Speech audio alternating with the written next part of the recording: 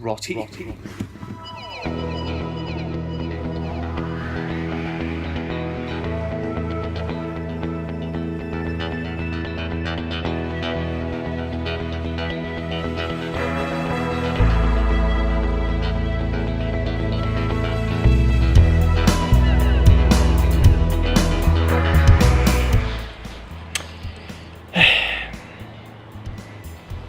Roti quest. Turns out to be a quest that's way above my station. Today's endeavor, I got what I needed.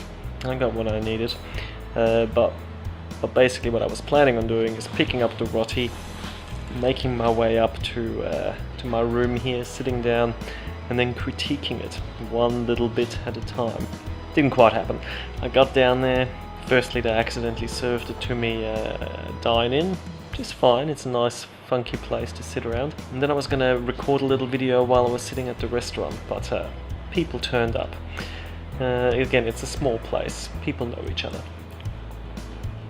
So I ended up sitting there, eating my roti, having conversation, and I really couldn't turn my mind to the review itself. I did write down a few words. Crispy, fatty, satisfying, bready, hint of doughy, delicious. I mean, at the end of the day, roti is all about the curry sauce that you use with it. The roti itself, actually, who am I kidding? The roti is freaking awesome too. But the point being is, you dip it into the curry, and that really finishes it off nicely. So yeah, so tomorrow morning I'll pick up some more roti, and so I'll come back, I'll sit down, and I'll give you a good proper rundown.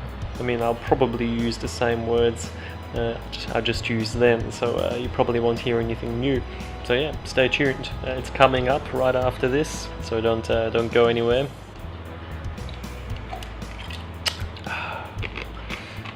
Oh, you're still here. Very briefly. Since arriving on Christmas Island, I've been really getting into my G&Ts. In the 4 weeks I've been here, I've managed to drink 2 liters. I'm not sure if it's good or not, but I feel happy about it. Something about coming home, chopping up a bit of lemon from the lemon tree at home, shoving a bit of ice in a glass. I mean, look at it. Freaking look at it. It's refreshing, and that's what you really want from a G&T, isn't it?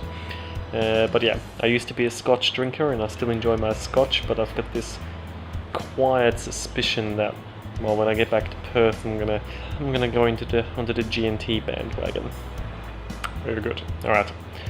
Thank you for hanging around. Oh God! Get into me, you good thing. Jump cut.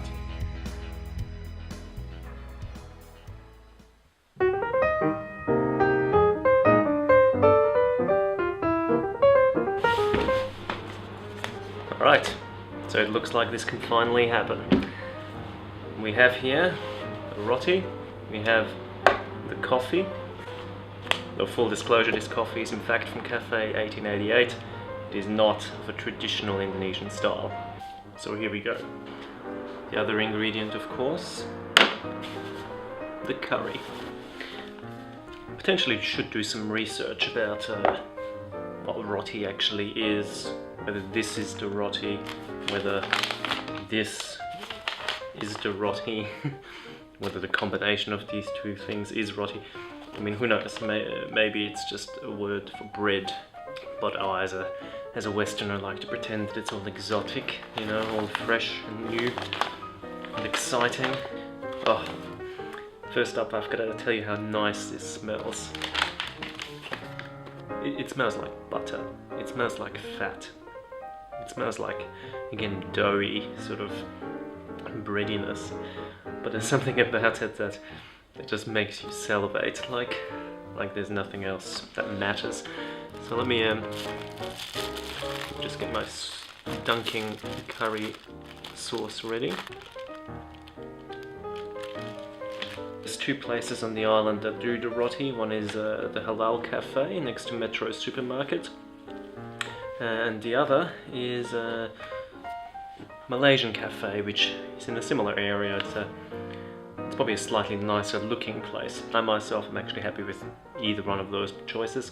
I find that the Malay Cafe tends to be a little bit less oily perhaps. And this morning's ones are from Malay Cafe. Now today I've ordered the plain roti and I've also ordered a egg roti just to appeal to the protein seeking diet that I tend to subscribe to. Again, the roti in Malay Cafe is probably, again, slightly less oily, but the dipping sauce here is also much more watery, if you will. The one at Halal Cafe is actually quite thick, probably sticks to things a little bit nicer, but let's see how it tastes though.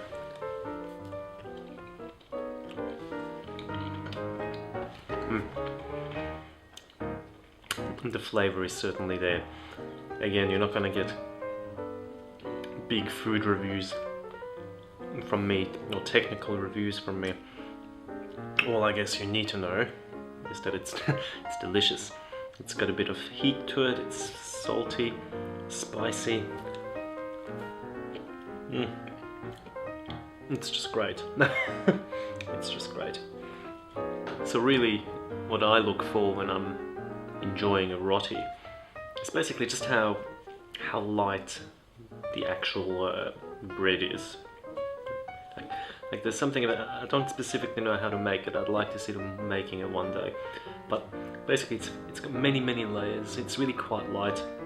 It's like there's a sort of a hint of puff pastry about it, perhaps, but puff pastry that's been cooked on a pan rather than an oven.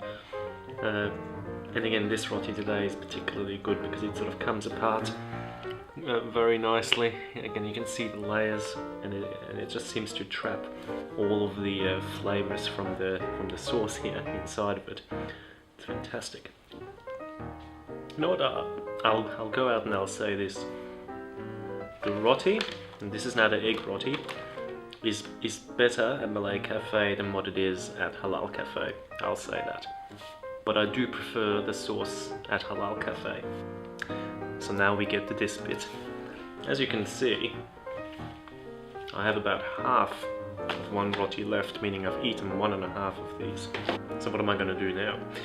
Well, I know I'm going to feel like crap once I've finished all this. There's something about having 2 of them that just ends up breaching that natural limit. There's always a certain regret from eating both of them when I do. But you know what? I've done this long enough to understand that regret will pass. I'm looking at it, I want it, and I'm gonna continue to eat it and live with the regret. When you can make that type of informed decision and still move forward to live with the consequence. It's a hallmark of a good roti. And so we reach the glorious conclusion of Roti Quest. It's been quite a quest actually. Even this morning when I was getting this roti, I struggled to get money. I struggled to find parking because it's always quite busy down there. When I walked in, lo and behold, there were more people again that wanted to have a chat, and all I wanted to do, of course, was to grab this roti and come up here and do this little review at last. I was terrified I was going to somehow be forced to stay and again miss out on the opportunity of finally finishing off this quest.